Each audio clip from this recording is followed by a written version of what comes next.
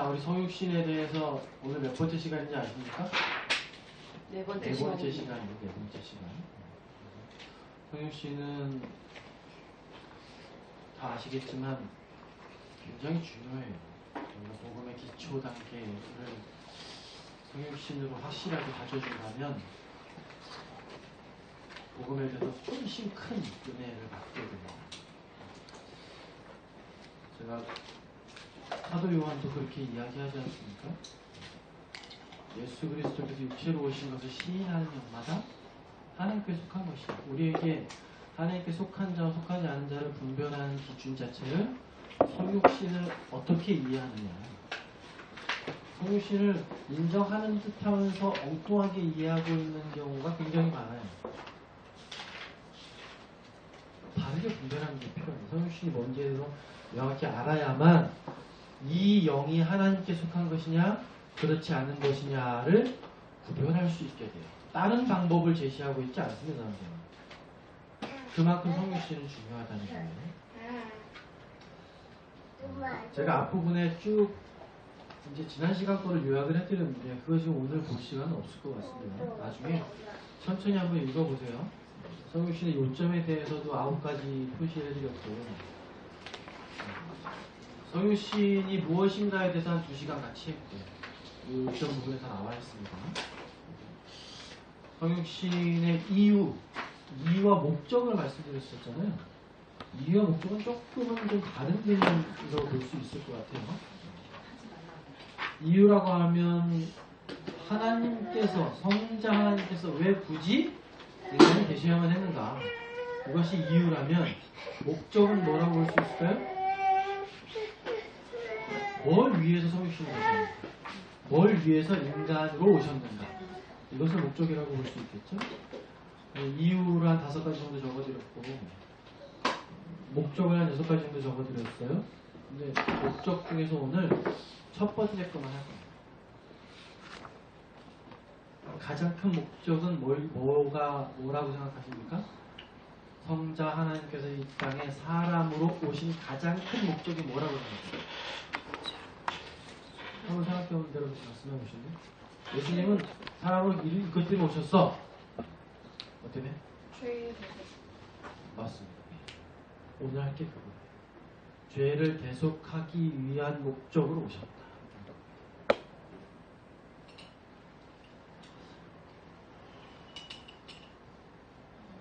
성육신의 목적 한 가지가 예수 그리스도께서 우리에게 주신 복된 소식. 그게 뭐죠? 복음이죠. 복음의 핵심 주제입니다. 성육신의 목적 한 가지가 예수 그리스도의 복음의 핵심 주제들이에요.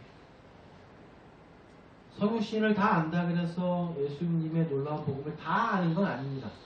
그러나 예수님의 복된 복음의 소식을 잘 알려면 이 성육신을 꼭 잘 알아야 됩니다. 왜냐하면 기초이기 때문에 그래요. 시작점이기 때문에 그렇습니다. 그래서 오늘 함께 나눌 예수님이 이 땅에 인간으로 오신 가장 큰 목적은 바로 나의 죄를 대속하시기입니다. 대속 무슨 뜻인지 아시죠? 대신 담당하시기 위해서. 나의 죄를 대신 담당하기 위해서 오셨다. 대신 속죄죠. 그래서 어떻게 보면 오늘 드리려는 말씀은 복음 이야기. 당연하겠죠? 성육신의 목적 한 가지는 다 무슨 이야기다? 복음에 대한 이야기. 다른 이야기가 될 수 없어요. 우리 교회는 복음에 대한 이야기를 그래도 굉장히 많이 하는 편입니다. 다른 교회를 많이 다녀본 것은 아니긴 하지만 그래도 이 복음에 대한 이야기가 우리가 물 먹는 것처럼 또 공기 마시는 것처럼 절대로 빼먹을 수 없어요. 적어도 그 모임이 교회라면 예수 그리스도의 복음에 대한 이야기는 아주 꾸준히 지속적으로 굉장히 많이 전해져야 돼요. 생활을 위한 어떤 학문적인 부분, 또 사상적인 부분, 생활의 방법적인 부분들을 교회에서 물론 이야기할 수 있어요. 그러나 그것이 주가 되고 교회에서 항상 전해지는 말들이 이 예수 그리스도의 복음, 성육신의 주제에 포함한 것들이 굉장히 뜸하게 전해지거나 거의 안 전해지면 그 교회라고 부를 수 없습니다. 자, 오늘 첫 번째 성육신의 목적, 나의 죄를 대속하시기 위함이다. 두 가지로만 좀 알아볼 겁니다. 두 가지. 죄의 대속을 위한 성육신과 관련해서 두 가지로 나눠서 생각해 볼 겁니다. 첫 번째는 이 세상에 태어나는 그 어느 누구도 다른 사람을 위해 대신 죽으려고 태어나진 않는다는 거예요. 마음속에 잘 한번 생각해 보십시오. 이 세상에 태어난 어떤 존재도 죽으려고 태어나는 존재는 없습니다. 죽는 것이 목적인 상태로 태어나는 존재는 없어요. 마음속에 이 주제를 잘 마음속에 들어보십시오. 예를 하나 좀 들어볼게요. 여러분 자녀들이 이제 사회생활을 막 시작하는 준비 단계에 있다고 생각해 보십시오. 그러면 경제적인 부분에서 물론 많은 조언들을 해줄 수 있어요. 삶의 방향성에 대해서도 그렇고. 근데 이제 사회생활하면 직장을 나가게 되면 이제 수련자이고 직장 나가겠지만 경제적인 생활 부분에서 조언을 해줄 수 있지 않겠습니까? 많은 조언들을 해줄 수 있어요. 삶에 부모들이 살아왔을 때 이렇게 살아보니까 이런 것들은 조심해야 되더라. 어떤 것들을 해야 된다. 이런 조언을 해주시는 것이 가능해요. 어떤 조언 해주실 수 있을까요? 주식을 해라. 주식을 해라. 주식을 해라. 주식을 네. 또 자녀의 경제적인 조언 어떤 거 해주실 수 있을까요? 경제적인? 네, 경제적으로 돈을 아껴 써라. 돈을 아껴 써라. 뭐 그런 조언도 해줄 수 있어요. 매달 얼마씩 먹고 제가 집어넣어. 뭐라고? 소같이 일해서 같이 쓰라고? 그런 거 자녀에게 조언해 주실 수 있겠어요? 아니요. 절대로 하면 안 되잖아요. 다 가져와라. 가져와라. 그래.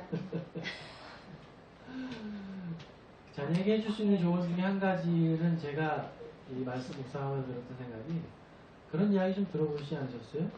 아무리 친한 친구라도 보증서 주지 말아라. 이런 얘기 들어보셨어요?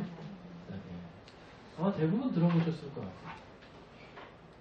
왜 보증서 주지 말라는 거죠? 망한다. 말한다.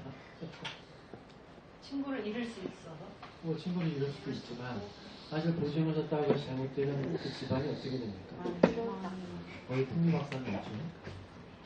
재정적으로 아주 곤란한 정말 어려운 상황에 처하게 되게 돼요. 보증이라는 게 그런 것이잖아요. 저 사람이 경제활동을 하다가 채무관계가 생겼을 때 그걸 저 사람이 못 갚은 상황이 되면 내가 책임지겠다. 이런 거죠. 근데 이 자녀가 경제생활을 시작할 때 부모들이 해줄 수 있는 조언 중에 떠오르는 게 이거예요. 정말 친한 사람이라도 보증은 안 써주는 게 좋겠다. 이게 어떻게 보면 우리가 세상을 살아가는데 보편타당한 가르침이고 원리라고 생각이 듭니다. 그렇다면 이 경제적인 보증조차도 이렇게 절대로 하면 안 된다고 가르치는 것이 세상을 사는 보편타당한 원리라고 볼 때 하물며 어떤 사람이 사형 선고를 받는데 이 사람 대신에 사형 집행을 내가 대신 당하겠다는 보증을 설 수 있을까요? 경제적인 보증 자체도 그렇게 만류하고 막는데 이 사람이 죽어야만 하는 상황을 내가 보증서겠다. 가능할까요? 대신 죽는다고요? 예. 내가 이 사람이 죽는 일이 생겼을 때 내가 대신 죽어주겠다라고 보증을 서는 거. 네. 가능할 것 같아요? 로마서 5장 7절에 사도 바울이 그렇게 얘기합니다. 의인을 위하여 죽는 자가 쉽지 않고 선인을 위하여 용감히 죽는 자가 혹 있거니와 사도 바울이 와서 5장 7절에 그렇게 얘기해요. 이 말씀은 무슨 말인가요? 간혹 다른 사람을 위해서 자신의 목숨을 대신 희생하는 사람이 있긴 있다. 이 얘기죠. 그러나 결코 그것이 쉽지 않다. 이야기 사도 바울은 로마서 5장 7절에서 이야기하고 있어요. 태어나서 살아가다가 뜻하지 않게 혹시라도 다른 사람을 위해 자신의 목숨을 던지는 경우 우리 간혹 보죠. 한 10년에 한 번? 여러분 인생에서 그런 경우 한두 번 들어보셨죠? 잘 모르는 사람을 위해서 내 목숨을 던진 사람, 그 사람을 의인이다 이렇게 부르기도 해요. 예전 일본 지하철에서 일본 사람을 위해서 지하철에서 대신 자기 목숨을 내어준 그 사람, 이수연이라는 남자가 있었어.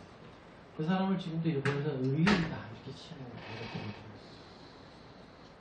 아예 없진 않은 것 같아요. 그런 거 보면 있을 수도 있어요.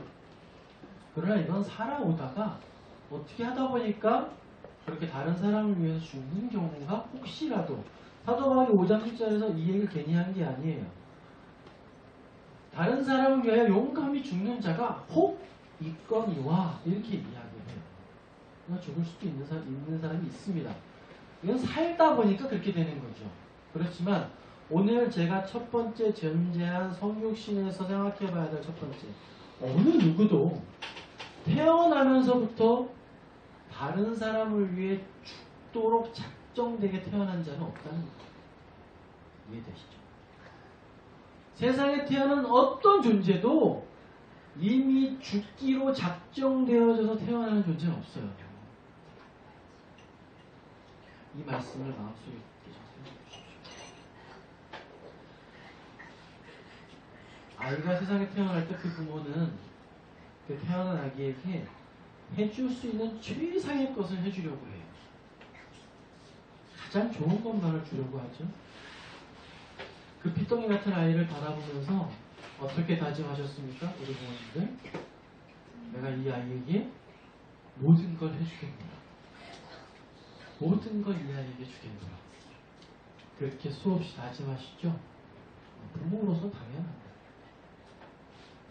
밤잠을 설쳐가면서 아이에게 밤새 몇 번이고 깨면서 것을 먹이죠. 아이가 정말 잘 자랄 수 있도록 그렇게 합니다. 할 수 있는 모든 헌신을 다해요. 그렇게 힘들게 아기를 키우다가 아기가 자기 자신을 보면서 빵긋 웃어주거나 이상한 소리 한 번 하면 엄마라고 했다고 난리가 나죠. 그 고생했던 것이 아기가 한 번 환하게 웃으면 다 돈 먹고 사라져 버립니다. 아이를 키우셨으니까 다 건강하실 것 같아요. 근데 얼마나 이상하고 놀라운 이야기인데, 죽기 위해 태어난 아기가 있다.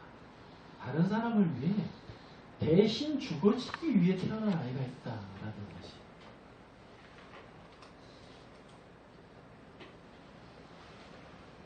그럼 여러분 자녀에게 한번 이런 일이 있을 수 있다라고 생각해 보시면 어떨 것 같으세요?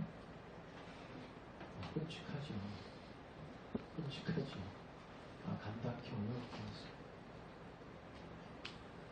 하물며 나와 아무 상관이 없고, 나와 아무 상관이 없고, 더군다나 죄를 짓고도 전혀 반성할 마음도 없는 사람들을 위해서 죽기 위해 태어난 아기가 있다.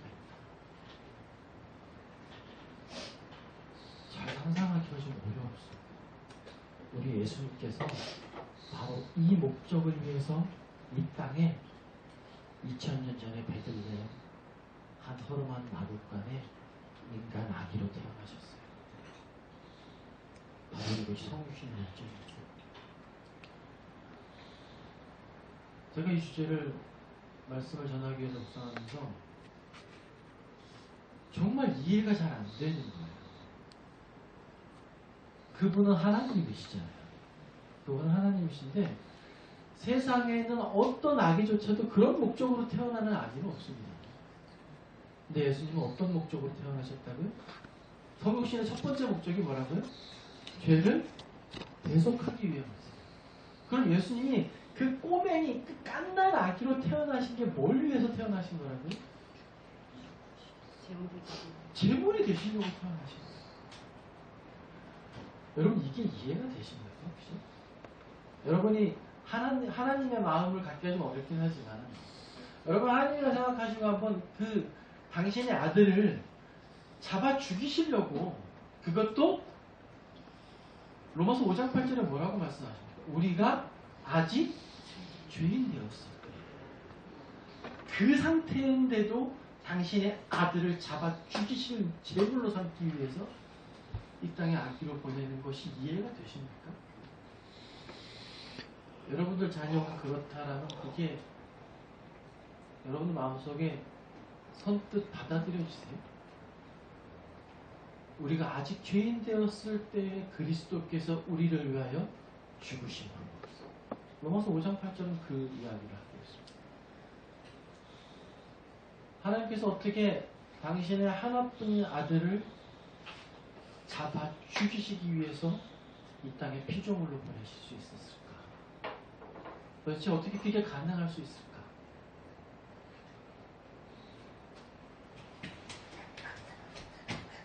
내가 지금 가장 미워하는 그 사람을 위해서 정말 불편한 관계에 있고 화목하지 못한 관계에 있는 사람을 위해서 내 아들을 대신 죽음으로 내몰 수 있을까? 그것도 그냥 죽는 게 아니라 끔찍한 십자가 처형을 당해야 되는 상황을 알고 있다면 내 아이를 대신 내어줄 수 있으시겠습니까? 로마서 5장 8절 우리가 아직 죄인 되었을 때 이 구절은 정말 결단코 평범하게 아무 감정의 동의 없이 무감각하게 읽고 받아들일 수 있는 구절은 아니라는 거예요. 성육신의 목적, 죄를 대속하기 위해서 우리가 생각해 봐야 되는 첫 번째는 세상의 어떤 존재도 다른 사람을 위해 대신 죽기 위해 태어나는 아이는 없다는 거예요. 예수님은 그러기 위해 태어나셨어요. 성육신의 목적, 죄의 대속을 위해 두 번째 한번 생각해 봐야 될 상황을 한번 같이 나눠볼게요. 우리 스스로는, 인간 스스로는 하나님과 원수되어진 관계를 회복할 수 없기 때문에 그분께서 오셨어요. 인간 스스로는 하나님과의 원수되어진 관계, 화목하지 못한 상태를 회복할 수 없기 때문에 그분께서 오셨어요. 죄의 대속을 위해. 죄의 대속을 위해서라면 그분께서 마땅히 이 땅에 오셔야만 했는데 하나님과의 관계를 회복하기 위해서 그래야만 죄의 대속이 되어야만 하나님과의 관계가 회복이 돼요. 우리 누가복음 2장 한번 펴보시겠습니까? 오늘 아까 우리 찬양 예수님의 성탄절에만 부르는 찬양 한번 했었죠? 누가복음 2장 8절 한번 펴보십시오. 14절까지 저랑 한번 배워보실게요. 8절부터 14절은 같이 읽겠습니다. 누가복음 2장 8절 제가 먼저 했습니다. 그 지역에 목자들이 밤에 밖에서 자기 양떼를 지키더니 주의 사자가 곁에 서고 주의 영광이 그들을 두루 비추매 크게 무서워하는지라. 천사가 이르되 무서워하지 말라. 보라, 내가 온 백성에게 비칠 큰 기쁨의 좋은 소식을 너희에게 전하노라. 오늘 다윗의 동네에 너희를 위하여 구주가 나셨으니 곧 그리스도 너희가 가서 강보에 쌓여 구유에 누워있는 아기를 보리니 이것이 너희에게 표적이니라 하더니 우리는 수많은 천군이 그 천사와 함께 하나님을 찬송하여 있되 지극히 높은 곳에서는 하나님께 영광이요 땅에서는 하나님이 기뻐하신 사람들 중에 평화로다 하니라. 예수님께서 이 땅에 오시는 그날에 천상에 있는 천사들이 외치는 찬양을 한번 들어보십시오. 온 백성에게 미칠 큰 기쁨의 좋은 소식을 너희에게 전하노라. 누구에게 미칠? 온 사람에게. 이 땅에 있는 모든 인간에게 미칠 큰 기쁨의 좋은 소식을 전하겠다. 바로 그분의 오심은 하나님의 영광을 이제 이 땅에 실현시킨 거예요. 사람에게는 하나님과의 평화가 시작된다는 것을, 이제 하나님과 영원한 화평의 길로 들어설 수 있는 길이 열렸다. 이걸 수많은 천사가 지금 찬양하고 있는 장면이죠. 머릿속에 한번 그려보셨으면 좋겠어요. 천사들이 이런 찬양을 하는 이유가 뭐죠? 천사들은 왜 이런 찬양을 하고 있습니까? 지금?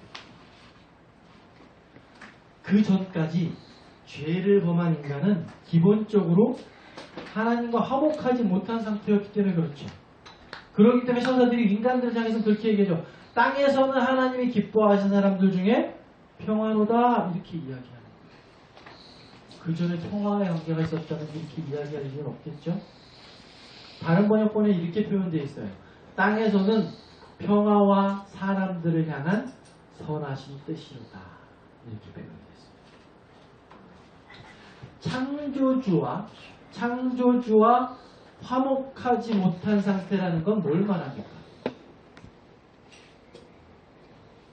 창조주와 화목하지 못한 상태는, 여러분 우리는 혹시 평소 가깝게 지내던 사람하고 어떤 이견 차이 때문에 좀 싸우거나 불화한 상태가 됐을 때 여러분 어떻게 하십니까? 평소 친하게 지내던 사람인데 그 사람하고 좀 언쟁을 하거나 감정적으로 좀 불화한 상태가 됐어요. 그럼 어떻게 하세요? 아무렇지 않은 척. 아무렇지도 않은 척 하세요, 그냥? 하여튼 그 관계를 회복하기 위해서 노력하시잖아요. 그죠? 근데 그 사람이 나랑 별로 상관이 없어요. 봐도 그만, 안 봐도 그만인 사람이에요. 그럼 어떻게 하십니까? 그냥 무시하죠. 무시합니다. 상관없으니까 나랑. 그러나 그 관계를 꼭 회복해야만 하는 사람이라면 우리는 많은 노력을 해요. 내가 할 수 있는 노력들을 합니다. 선물을 보내기도 하고, 먼저 전화를 하기도 하고, 가서 미안하다고 사과를 하기도 하죠. 노력을 합니다. 가능한 수준의 일들을 해요. 그죠? 야, 난 걔한테는 죽어도 사과 못하겠다. 그럼 어떻게 됩니까? 회복이 어렵죠. 회복이 어렵죠. 근데 그 관계 회복의 조건이 나의 영원한 죽음 딱 한 가지라면 어떻게 하시겠어요? 그 관계를 회복하기 위한 딱 하나의 조건이 영원한 나의 죽음이라면 어떻게 하시겠어요? 그냥 끝나는 겁니다. 관계 회복이 안 돼요, 그거는. 왜 관계 회복이 안 됩니까, 그 관계는? 내가 죽으면 관계 회복이고 말고 그게 없는 거예요. 그냥 끝나는 겁니다. 그렇기 때문에 관계 회복은 불가능한 거예요. 여러분, 사람들이 왜 하나님을 인정하지 않으려고 들까요? 우리가 죄를 짓고 살게 되면 그 속에 하나님 주신 양심이 있어요. 그 양심이 아우성을 칩니다. 이거 아니야. 이렇게 살면 안 돼. 이렇게 자꾸 양심이 난 속에 충동질을 해요. 근데 그 양심의 아우성의 귀를 듣고 잘 따라가다 보면 그 자신이 하나님을 세울 수밖에 없게 됩니다. 예. 자신의 삶처럼 지금 이대로 살아가다 보면 영원한 형벌, 영원한 지옥에 갈 수밖에 없다는 걸 직감적으로 사람은 알게 돼 있어요. 근데 그 관계를 회복할 방법을 찾지 못합니다. 왜? 하나님은 죄의 대가로 뭘 요구하세요? 예. 하나님은 죄의 대가로 영원한 형벌 죽음을 우리에게 요구하세요. 관계 회복이 됩니까, 그게? 관계 회복할 수 없어요. 좀 전에 우리 읽어드린 로마서 5장 8절, 9절 뒤에 보면 로마서 5장 10절에 뭐라고 하면 곧 우리가 원수 되었을 때 사도가 그렇게 표현해요. 곧 우리가 하나님과 원수 되었을 때에 이렇게 사도가 표현합니다. 그의 아들의 죽으심으로 말미암아 이렇게 표현하고 저는 오늘 이 뒷부분 말씀드릴 시간도 없고 주제도 아니에요. 그의 아들의 죽으시는 문제가 아니라 그 앞부분 우리가 하나님과 원수되었을 때 하나님과 화목하지 못한 걸 넘어서 하나님과 무슨 관계래요? 하나님과 원수됩니다. 하나님과 원수래요. 한번 생각해 보십시오. 하나님과 원수다. 자, 그분은 창조주시고 영원히 존재하시고 모든 걸 아시고 모든 것이 가능하신 분이세요. 그분께서 날 어떻게 대하시고 계시다고요? 날 원수로 여기고 계시대요. 여러분, 내가 지금 예수 그리스도를 믿어 구원받은 자가 아니라면 그 하나님, 그 창조주이시고 모든 걸 아시고 모든 것이 가능하시고 그분께서 나를 원수로 대하고 계시다. 이상한 걸 한번 생각해 보십시오. 여러분 어떨 것 같으세요? 창조주신 분이 날 원수로 대하고 계시다. 잘 감이 안 오세요? 대해보질 않으셔서 그렇죠. 하지만 이것보다 끔찍한 일이 있을 수 있을까요? 창조주이신 분이 날 원수로 대하신다. 마태복음 10장 28절에 예수님 그렇게 말씀하십니다. 몸은 죽여도 영혼은 능히 죽이지 못하는 자들을 두려워하지 말아라. 누굴 두려워하라? 몸과 영혼을 능히 지옥에서 멸하실 수 있는 일을 두려워하라. 근데 그분이 날 어떻게 대한다고요? 원수로 대하신다. 여러분, 그걸 제대로 느끼신다면 세상에 이것보다 더 두려운 상태가 있을 수 있습니까?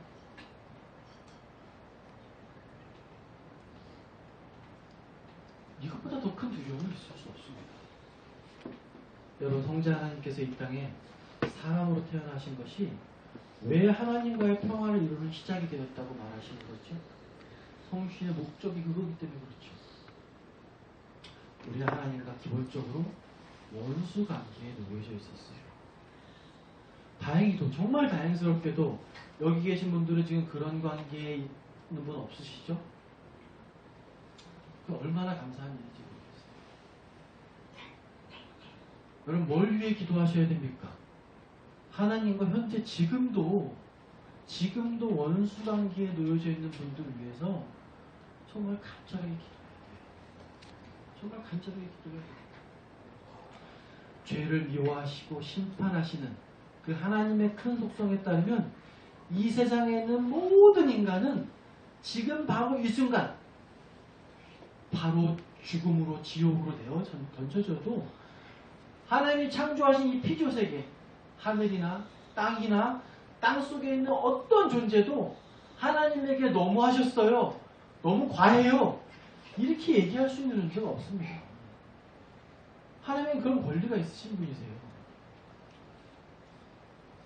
성자 하나님께서, 창조주이신 그분께서 이 땅에 피조물로 태어나셨다는 것을 천사들은 뭐라고 이야기했습니까?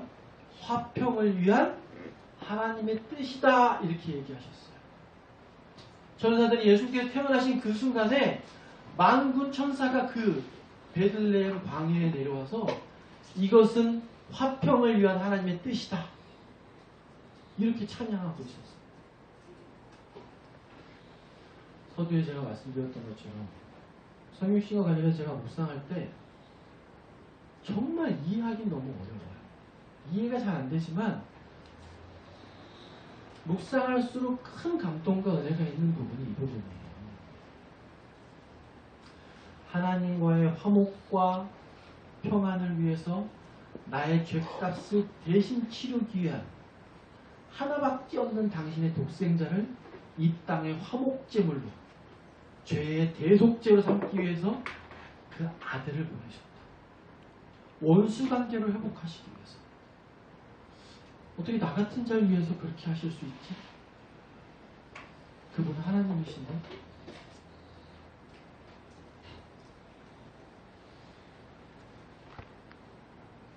죄를 알지도 못하는, 죄 자체는 범접할 수도 없는 그분을 죄 자체로 삼으시기 위해서 인간으로 이 땅에 보내신 것, 그것이 성육신의 목적이라는 것. 제가 나눠드린 것에 보면 앞으로 말씀드릴 성육신의 목적이 몇 가지가 있어요. 그러나 가장 중요한 목적은 죄의 대속을 위한 것이라고 오늘 말씀드리고 있습니다. 우리 고린도후서 5장 한번 펴보십시오. 사도 바울이 고린도 교회에 너무도 아름답게 보이는 말씀입니다. 우리 5장 18절로 21절 한번 한 목소리로 읽겠습니다.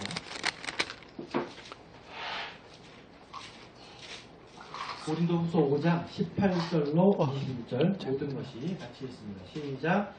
모든 것이 하나님께로서 났으며 그가 그리스도로 말미암아 우리를 자기와 화목하게 하시고 또 우리에게 화목하게 하는 직분을 주셨으니 그 하나님께서 그리스도 안에 계시사 세상을 자기와 화목하게 하시며 그들의 죄를 그들에게 돌리지 않으시고 화목하게 하는 말씀을 우리에게 부탁하셨느니라. 그러므로 우리가 그리스도를 대신하여 사신이 되어 하나님이 우리를 통하여 너희를 권면하시는 것 같이 그리스도를 대신하여 간청하노니 너희는 하나님과 화목하라. 하나님이 죄를 알지도 못하신 이를 우리를 대신하여 죄로 삼으시었으니 우리로 하여금 그 안에서 하나님의 의가 되게 하셨습니다. 지금 우리가 이 성육신의 교리를 배우고 생각할 때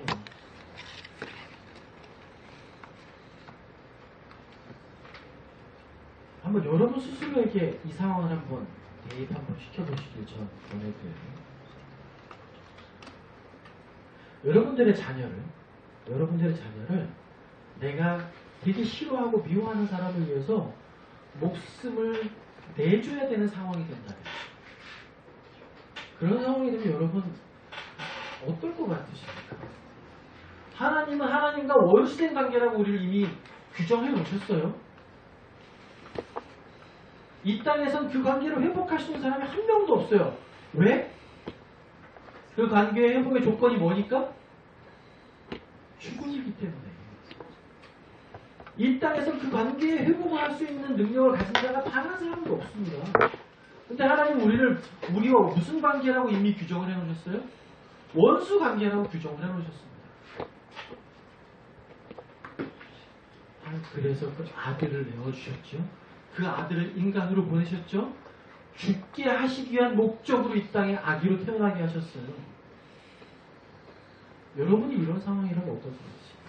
여러분의 자녀를 이런 상황을 위해서 내가 정말 미워하는 나와 원수 관계에 있는 자를 위해서 내 자녀의 목숨을 내어줘야 되는 상황이 됐다면 여러분들 어떠실 것 같으세요? 이런 상황이 뭐 아름답고 위대하고 뭐 그런 상황으로 묵상되시나요? 한편으로는 이렇게 도저히 불가능한, 나로서는 아예 상상할 수도 없지. 이거는 상상조차도 불가능한 일이에요. 근데 여러분 다음 시간에 성육신 두 번째 목적으로 말씀드릴 것이 천사가 그 베들레헴 광야에서 첫 번째 말한 것이 뭡니까? 하나님의 아들이 이 땅에 인간으로 태어나신 것이 하나님께 영광이 된다라고 천사들이 찬송하고 있어요. 그 아들을 죽을 제물로 내어주시면서 하나님께 영광이 된다고 천사들이 지금 찬송하고 있어요. 그거 한번 왜 그렇게 천사들이 찬송을 했는지 한번 생각해 보십시오. 다음 시간에 성육신 목적 이야기할 때 그 말씀 나눠요. 제가 프린트를 나눠드린 이유도 이거 읽어보시면서 두 번째 성육신의 목적을 한번 묵상해 보시라고 나눠드려요. 여러분 잘못하면 아까 잠깐 말씀드렸지만 두 사람이 친한 관계에 있다가 잘못을 하게 되면 한쪽 방이 잘못을 했어요. 그럼 화해하기 위한 액션은 누가 취하는 게 맞습니까? 잘못한 사람이 취하는 게 맞아요. 그건 너무 당연한 겁니다. 하지만 하나님과 내가 불화하게 된 이유는 뭐예요? 여러분 하나님과 내가 원수관계가 된 이유가 뭡니까? 누구에게 책임이 있어요? 하나님에게는 1%있고 나에게 99%입니까? 하나님에게 10%나 90%예요? 아니에요. 하나님과 원수관계가 된 건 100% 내 책임이에요. 내 잘못은 아닙니다. 아담 잘못이에요. 아담 잘못이에요? 대제형님 잘못은 아니에요? 죄를 짓고 있잖아 지금 계속. 그게 아담 때문에 그렇게 변한 거예요. 아담이 아니었으면 대제형님은 죄를 안 졌을까요? 지금 아담 때문에 죄를 짓는 거예요? 지금 마음속에 그런 생각들이 아담 때문에 죄를 짓는 거예요? 대차 아담이 형제님이 짓는 허리 쪽에 거지. 있었기 때문에 대차 형제님이 짓는 거지. 지금 박수현장에도 이렇게 생각하고 있어요. 그래요? 다 마음에 아담이 있군요. 아담이. 아담 때문에 죄를 진다고 생각해요? 그럼 아담부터 오대치 형제의 바로 위인 오영환 형제까지 누구도 죄를 안 졌으면 대체 형님 죄를 안 졌을까요? 아니죠. 죄는 내가 짓고 있는 거예요. 내가 짓고 있는 거예요. 다만 아담이 죄를 시작했을 뿐을 로마서에는 이야기하는 것이지 그 죄가 아담 때문에 지어졌다는 걸 말하는 것은 아니에요. 형제님이 무죄를 주장하려면 아담은 그렇게 했지만 나는 죄를 짓지 않습니다. 그러니까 내가 그런 처벌을 받는 것은 온당하지 않습니다라고 얘기를 해야 되는데 맞습니다. 형제님이 스스로 계속 죄를 짓고 있기 때문에 그 부분에 대해서 얘기할 수 없는 거죠. 죄를 태어났으니까 죄를 짓는 거죠. 죄인으로 태어났으니까 아담은 죄인으로 안 태어났음에도 죄를 졌고. 근데 우리는 내가 어쩔 수 만약에 없- 아담의 입장에서도 죄를 안 질 수 있다는 확신이 있을까요? 다 똑같을 것 같은데. 맞습니다. 하나님 그렇게 정하셨으니까 뭐. 하나님 죄를 지라고 정하셨어요? 그럼 하나님 책임이 있는 거네. 그냥 다른 면대마시고. 말 잘못했어. 오해에 대해서 오해 얘기할 좀 예, 오해 한번 오해에 같이 좀 나눠보시죠. 얘기를 많이 나눠봐야 될 것 같아요. 왜냐면 박수현장에도 계속 걸리는 게 거기에요. 근데 그거는 나옵니다. 원죄론을 부정하는 사람들이 다 그렇게 얘기하는 거예요. 그러니까 원죄론이 있었으니까 원래부터 죄인으로 태어났으니까 죄를 짓는 거 아니냐 이렇게 계속 얘기를 그러니까 해보니까 나는 미워하고 싶지 않은데 네. 그게 아닌데 죄를 짓고 괴로워할 필요가 없는 거예요. 미워하고 싶지 내가 죄를 않은데 짓고 딴 소리가 나요. 괜찮은 중에 아담 때문에 내가 미워하는 거고 그렇게 이제 자, 얘기하잖아요. 논리 과정을 한번 머릿속에 잘 생각해 보십시오. 하나님은 나를 원수 관계가 됐어요. 그러나 그 원수 관계의 기인은 누구에서 왔습니까? 100% 나에게 온 거예요. 나 때문에 원수가 된 겁니다. 하나님하고. 그러면 내가 먼저 하나님께 화해할 수 있게 행동을 해야 되는 것이 맞습니다. 그렇죠? 근데 하나님께서 원하시는 하나님이 정하신 화해 조건은 뭐예요? 죽음. 나의 죽음 이후엔 화해가 되면 안 돼요. 안 돼요. 그러기 때문에 화해할 수 없는 거예요. 하나님하고 인간하고는. 예수님이 성육신의 두 번째 이유를 우리가 잘 묵상하라고 제가 말씀드린 건 인간 스스로의 조건으로는 어느 누구도 화해할 수 있는 상대가 조건을 갖고 있는 사람 없어요. 그렇기 때문에 죄의 대가를 치를 수 있는 존재는 없습니다. 성육신의 목적이에요.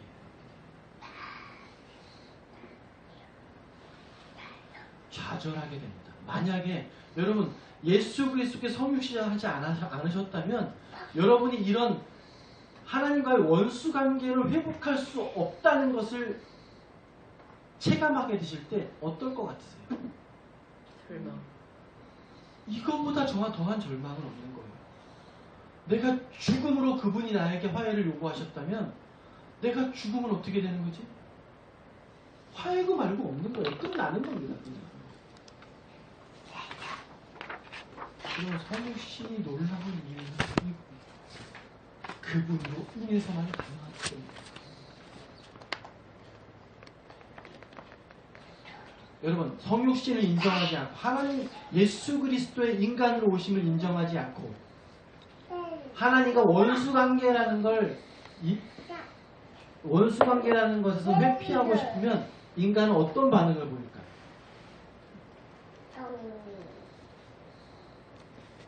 유일한 방법이 있긴 해요. 일시적이지만 하나님 부족한 하나님 부족한. 그래서 이런 사람은 누구나 양심이 있어서 이런 과정들을 밟아나가요. 특히 철학적 사고를 뛰어나게 하거나 자신의 살아온 목적이나 존재 목적에 대해서 고민하는 사람들은 나중에 하나님의 존재 앞에 딱 부딪혔을 때 하나님을 인정하지 못하게 되면 하나님을 부정할 수밖에 없어요. 그래야 자신의 죽음을 모면할 수 있어요. 일시적으로. 살아가는 동안 그래야 평안히 살 수 있게 돼요. 그 방법 외에는 하나님과 원수 관계에 대해서 고민하고 방법을 찾거나 아니면 아예 무시하는 수밖에 없게 됩니다. 그러면 무시하는 자는 좋아요. 자신의 선택으로 무시하고 살면 나중에 그 대가는 누가 치르면 돼요? 본인이 치르면 돼요. 근데 만약에 예수 그리스도의 성육신이 없다라는 전제하에 근데 하나님을 부정하고 싶진 않아. 제가 다시 설명드린 거예요. 그러면 그 사람은 헤어나올 수 없는 절망 속에 빠집니다. 도저히 방법이 없구나. 그래서 여러분 우리가 복음을 설명드릴 때마다 하나님의 진노 앞에 딱 맞닥뜨리게 될 때 사람은 절대로 벗어날 수 없는 누구도 해결할 수 없는 깊은 절망에 부딪히게 되고 있어요. 이거를 해결할 수 있는 방법이 세상 어디에도 없습니다. 유일한 죽기 위해 태어난 아기가 저 베들레헴에 태어나지 않으면 방법이 없게 돼요. 성육신의 목적을 그냥 죄의 대속을 위해 성육신 하신 거야. 그런 수준으로 생각할 수 있는 게 아니라는 거예요. 예수님은 태어나면서 죽을 목적을 갖고 태어나셨어요. 세상에 어떤 누구도 그런 목적을 갖고 태어나는 아이는 없어요. 더군다나 그 대상이 원수 관계인 존재입니다. 여러분 저 이 말씀 드리고 말씀 마치려고 합니다. 제가 읽어드릴게요. 디모데전서 3장 16절에 사도 바울이 그 사역을 다 마치고 마지막에 쓴 게 디모데전서입니다. 크도다 경건의 신비. 그냥 크도다 이렇게 읽는 게 아니라 크도다. 이 성육신을 묵상하다가 한몫하지 않을 수 없는 거예요. 크도다 경건의 신비. 제가 다른 번역본을 지금 읽어드릴게요. 논쟁할 수가 없구나. 도저히 다른 방법은 없구나. 유일한 방법이구나 이게. 하나님께서 육체 안에 나타나셨구나. 사도가 그렇게 탄식하면서 이야기하는 거예요. 디모데전서 3장. 여러분 세상에 어느 누구도 대신 죽기 위해 태어나는 사람 없습니다. 하나님과 원수된 관계를 회복시킬 자격이 있는 자는 이 세상 어디를 찾아봐도 없어요. 그렇기 때문에 그거를 아는 자는 통곡하고 울 수밖에 없다고 요한계시록 5장 4절에 사도 요한이 그 봉인을 뜯을 자격이 하나도 없다는 걸 보고 사도 요한은 그걸 보고 통곡을 해요.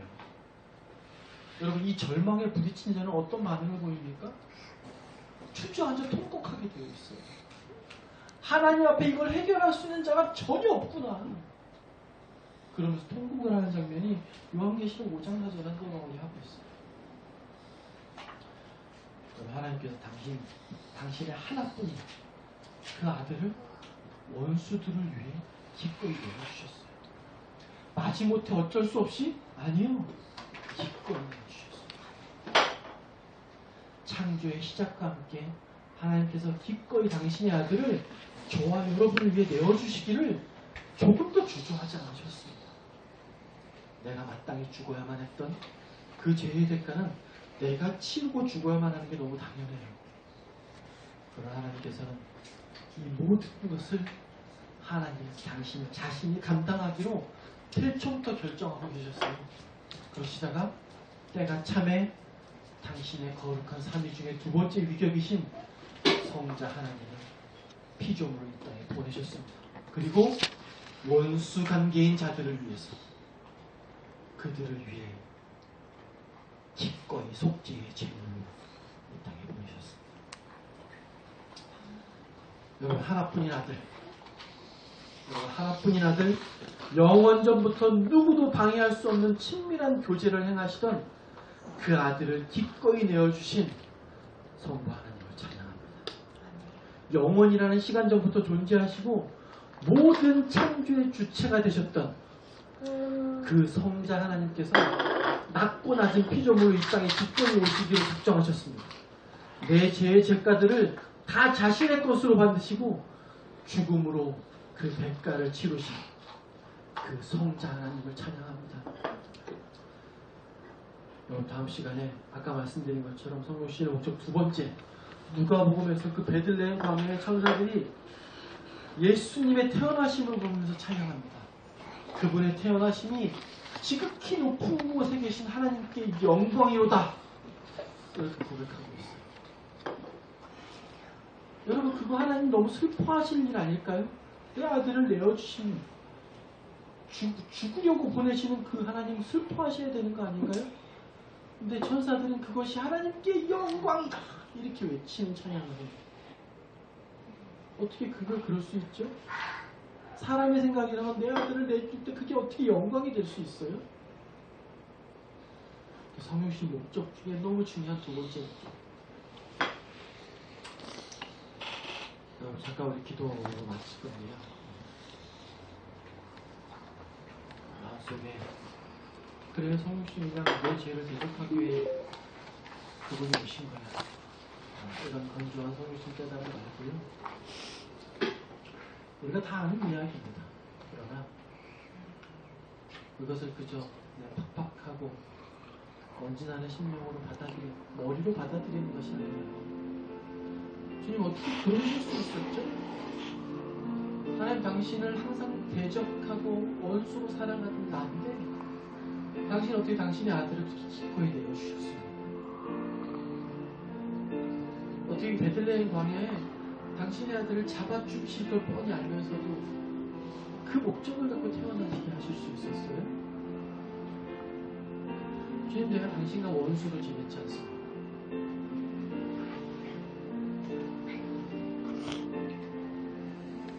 죽으시기 위해 태어나 원수 관계를 회복하기 위해 기꺼이 십자가에 죽기 위해 2000년 전도 베들레헴 땅, 그것도 마국간에 낮고 낮은 자로 오신 그 당신을 찬양합니다. 주님, 당신이 성실하시 아니셨다면 제가 이 기뻐 깊은 절망에서 어떻게 해야 할 수 있었겠어요? 그분을 찬양하며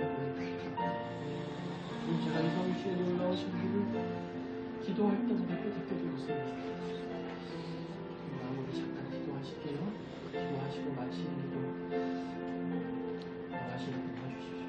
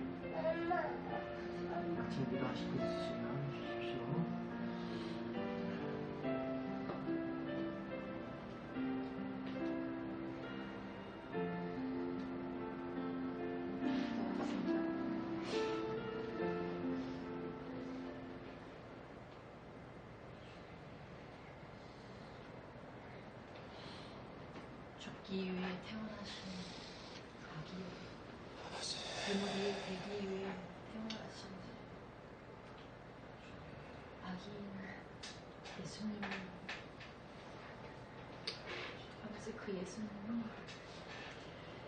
왜 이 땅에 오셨는지,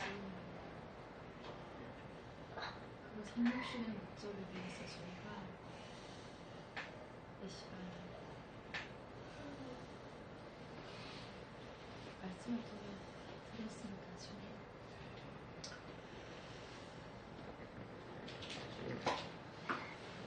어느 누구도 죽기 위해서 태어나는 존재는 없는데 우리 주님은,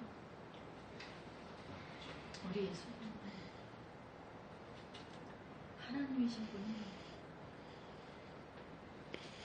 주님께 계시려고 이 세상에 오셨습니다. 죽으려고 이 세상에 오셨습니다. 아버지, 왜요? 저희들이 무엇이건데 하나님께, 하나님을 부정하고 하나님과 원수된 저희들을 위해서 당신은 당신의 아들을 이 세상에 기꺼이 보내주셨습니다. 아버지, 정말 인간의 짧은 지식으로 당신의 그 깊은 사랑을, 당신의 그 뜨거운 사랑을 저희는 그 사랑을 그냥 받았습니다. 아버지,